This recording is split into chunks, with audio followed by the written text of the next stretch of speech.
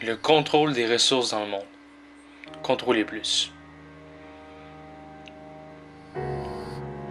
Actuellement, le monde semble contrôlé que par quelques pays et une poignée de zones économiques, tels les États-Unis, l'Union européenne, la Russie,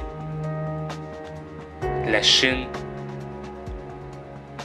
la Corée du Sud et le Japon. Tous ces pays septentrionaux concentrent la majorité des flux commerciaux mondiaux, laissant en reste la majorité des pays du Sud.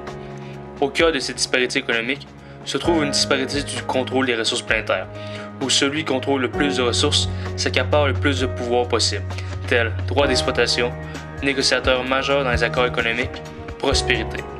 Une forme de confrontation constante pour mettre la main sur le plus de ressources possibles, ce qui creuse indécemment la disparité entre les riches et les pauvres. Le contrôle est, selon le dictionnaire de Larousse, action de contrôler une société en détenant directement ou indirectement un nombre d'actions et de parts sociales suffisant. Voyons voir qui possède quoi. Premièrement, le pétrole. Plus de 33% du pétrole dans le monde est produit au Proche-Orient, près de 15% en Russie, près de 12% en Afrique et 10% aux États-Unis. Cependant, le déficit pétrolier, la consommation moins la production, est énorme aux États-Unis, en Europe et en Chine. Bien qu'au Proche-Orient et en Russie, ce sont les compagnies nationales Saudi Aramco et Gazprom Neft qui exploitent leurs réserves de pétrole locales, ce sont des compagnies américaines et européennes qui exploitent la majorité du pétrole dans le monde, telles ExxonMobil, la compagnie avec le plus de bénéfices au monde, avec 449,9 milliards de dollars US en 2013, après Walmart et l'hollandaise Shell, avec 481,7 milliards de dollars US. Ensuite, suivent les pétrolières chinoises Sinopec et China National Petroleum, la britannique BP et en 10e et en 11e position, la française Total et l'américaine Chevron. L'Afrique représente le principal exemple où la majorité des capitaux pétroliers se dirigent vers l'Occident et moins de 15% reviennent à la population. En plus, dans le contexte de mondialisation, les compagnies pétrolières nationales se privatisent de plus en plus, comme en Libye, où la libyenne National Oil Corporation, qui possède 36% des réserves pétrolières locales, cherche à se vendre aux multinationales Total et Eni. Ainsi, les États-Unis et l'Europe ne produisent pas beaucoup de pétrole, mais leurs multinationales contrôlent de plus en plus une partie étendue de la production pétrolière planétaire. Aussi, les mêmes pays et entreprises qui contrôlent la production pétrolière mondiale contrôlent aussi l'ensemble de la production gazière mondiale.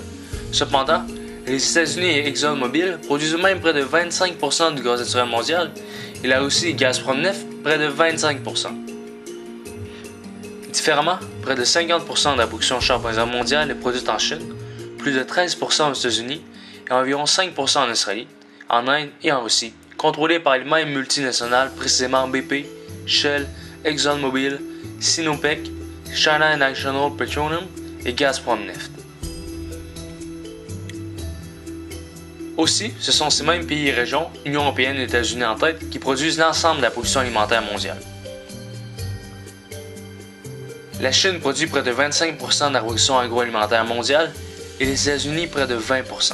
Aussi, les pays de l'OCDE, l'Organisation de coopération et de développement économique, principalement l'Amérique du Nord, l'Europe, la Corée du Sud et le Japon, produisent plus de 50% de l'électricité dans le monde et la Chine près de 20%.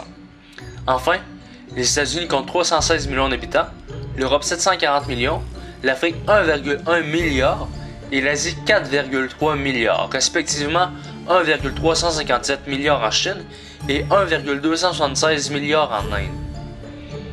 Donc, il y a clairement un problème dans le monde. Les États-Unis, l'Europe et la Chine ne comptent que 30% de la population mondiale, mais ils contrôlent la grande majorité de la production des ressources, même lorsqu'ils n'en produisent que très peu, comme dans le cas du pétrole. Ainsi, ils contrôlent et dominent en position de force les marchés mondiaux, procurant et revendant les ressources au reste de la planète. Ceci forme la disparité du contrôle des ressources dans le monde. Alors que faire? La situation du contrôle des ressources dans le monde ne semble pas juste être une caricature, cela en est carrément une, et elle devient de plus en plus caricaturale. Les accords de libre-échange ne vont qu'aggraver le problème, multipliant les échanges commerciaux entre les riches et les pauvres, ce qui creuse les écarts de richesse permettant aux riches de contrôler encore plus les ressources.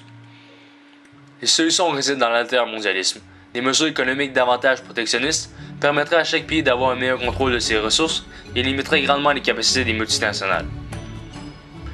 Les États deviendraient moins interdépendants et auraient plus de pouvoir face aux multinationales. Dès lors, il nécessite une volonté politique. Mais face au lobbyisme des multinationales, il faut garder espoir, car tout ce qu'elles veulent, c'est contrôler plus.